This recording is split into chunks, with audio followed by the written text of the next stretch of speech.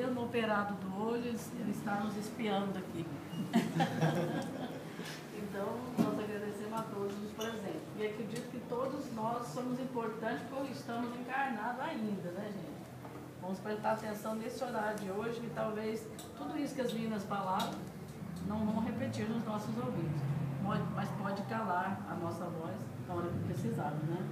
Então, vamos passar a palavra para o nosso Ramon, acreditando que todos possam vibrar com ele, para que as noções que ele tem do Evangelho, segundo o Espiritismo, mas na expressão de Kardec e de Chico, possa calar mais fundo na nossa alma. Vamos vibrar para você.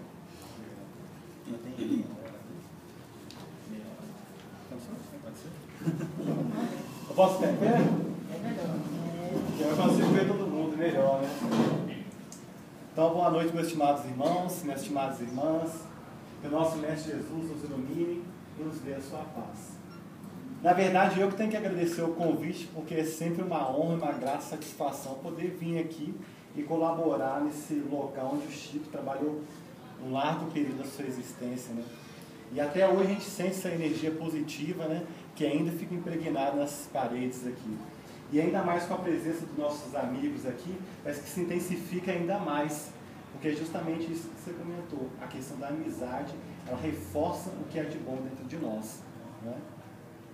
Então, a reflexão da nossa noite, ela é muito interessante, porque ela é uma história que foi escrita por um grande escritor argelino, que inclusive ele foi Prêmio Nobel da Paz. Na verdade, foi de literatura. Esse escritor, chamado Alberto Camus, ele era materialista, mas ele era um grande escritor. E ele recebeu um dos vários prêmios que ele recebeu, foi no Prêmio Nobel da Literatura, e lá, uma das obras que ficaram mais conhecidas, vamos dizer assim, foi a obra chamada O Estranho.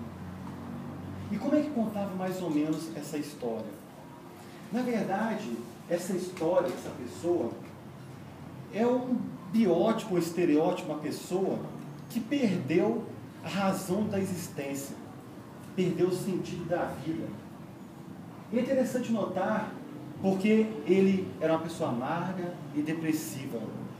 E em dado momento ele cometeu um crime e foi julgado por esse crime. Mas ao analisarmos essa história desse homem, nós vamos perceber que ele é uma pessoa estranha. De fato, ele era muito estranho mesmo. Por quê? Porque ele não se deixava contagiar pela emotividade das pessoas. Ele era uma pessoa totalmente indiferente com o contato com os seres humanos. Certo momento, ele ao adentrar na Universidade de Paris, ele não sentiu qualquer emoção. Não disse nada a ninguém. Entre os jovens franceses, nas ruas francesas, ele era uma pessoa muito estranha, retraída. Era como se pudéssemos dizer um estrangeiro no país de si mesmo. E certo dia, dentro dessa Universidade de Paris, ele discute com um colega. E sem ter aquele ardor da emotividade, ele o mata, sem dar-se conta do crime que ele cometeu. Levado ao cárcere, ele aguarda o julgamento sem ter qualquer emoção de arrependimento. E no dia em que juntam as pessoas, os jurados, o juiz e a plateia para avaliar o seu julgamento, ele olha o rosto daquelas pessoas, aquele rosto sisudo, e ele começa a sorrir. É estranho, porque na verdade para ele, não era ele que estava sendo julgado. Ele nem saberia dizer o que estava acontecendo. O promotor público faz um arrazoado sobre o seu crime e assevera que foi muito perverso o crime dele, porque ele matou sem motivo justo algum, como se na verdade tivessem motivos para se cometer qualquer tipo de crime. E ele olha com a mesma indiferença que caracterizou toda a sua vida. O seu defensor, o seu advogado, ele não era muito hábil com as palavras e com a argumentação. Aí o juiz chama ele mais próximo gostaria de fazer-te uma pergunta, mas essa pergunta não irá influenciar os jurados.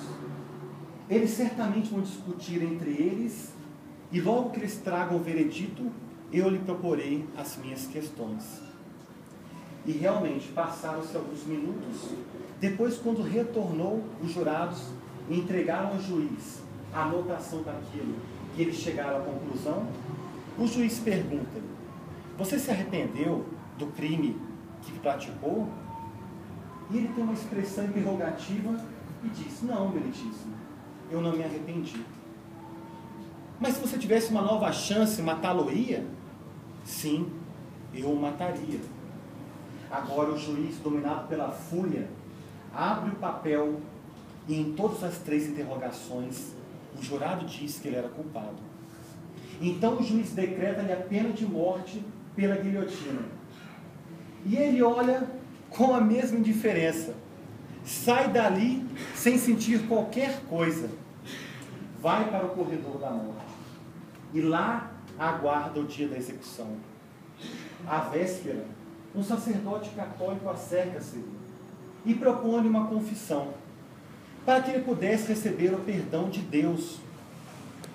E ele redargui naquela frieza dele: mas eu não estou arrependido, eu não fiz nada demais, eu não tenho interesse em pedir perdão a Deus, eu não creio em Deus, então para que essa farsa?